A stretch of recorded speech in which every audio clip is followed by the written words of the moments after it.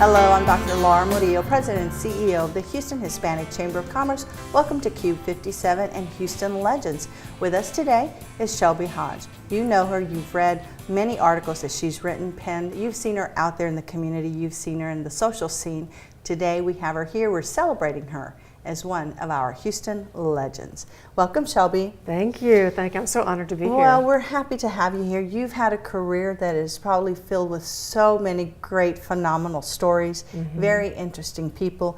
You've told a Houston story through your many articles, through your engagement here in Houston, but you started when it was very different from what we see today, which is social media and the evolution of it. Exactly. Journalism school at LSU. Yes. And we were working on typewriters in those days. So yes. I've gone the evolution from the typewriter to the Selectric IBM. Yes. Onto those big old computers, and now we have the beautiful, thin screened. And Yes.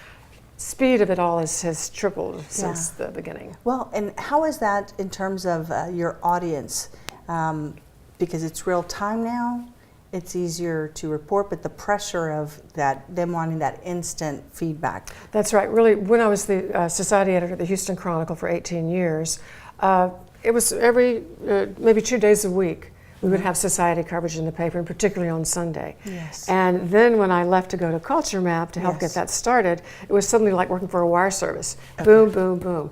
And the readership, the people out there were expecting fast return on everything because of social media. Of course. And so I'm working really fast these days. Well, in Paper City, tell us a little bit about how that's different from what you've done before. Well, it's very interesting because Culture Map was strictly digital, and Paper City is both print and digital, and Yes. both elements are very strong. Yes. And actually, the writing for those two entities is a little different. Okay. The internet, the digital side, is faster, peppier, maybe a little more spunky.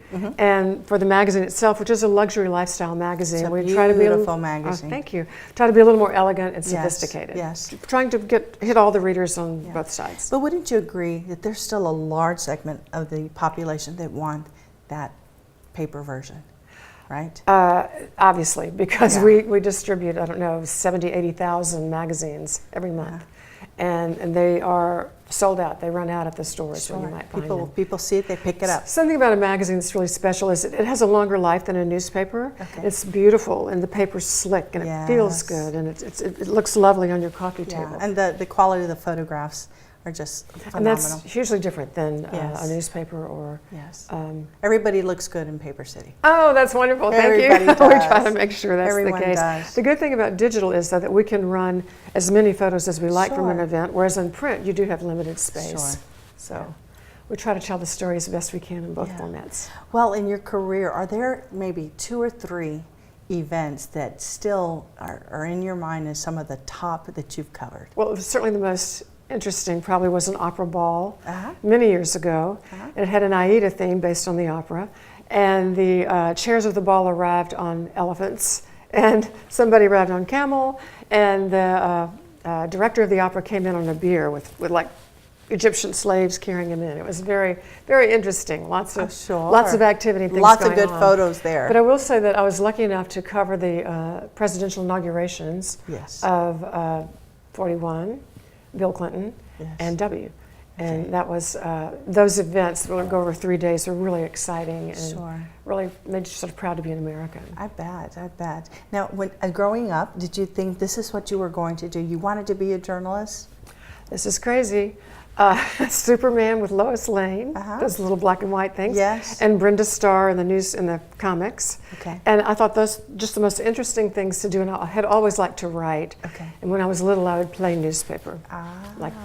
So always curious. Always curious and always interested in people and recording, what I saw. And documenting. Your archives, are you keeping archives that you will donate to your university, or what are your thoughts on that? Interestingly enough, the newspapers, they keep archives of everything, of course. And but yours, personal, I mean, you have to have some phenomenal interaction between so many very important people and dignitaries and others. Right, and I've got lovely photographs that I have. And I haven't really thought that far yet.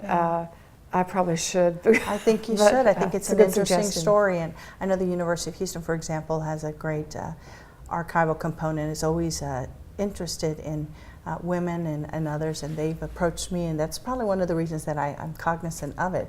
There's so much history, especially that we need to share with women You know, and others. that's exactly right, because Yeah. I have had a perspective, an unusual one, for 30 years. Absolutely. The city has changed so much up and down, and Yes, the stories, the characters the and the stories. Yeah, very fascinating. Good suggestion. Thank yeah, you. you should. Thanks. I think a lot of people would be very interested, and especially for up-and-coming journalists, to know all of the things that you've done and covered, and just really painted this lovely picture that is Houston. Yeah, thank you. But we'll be right back.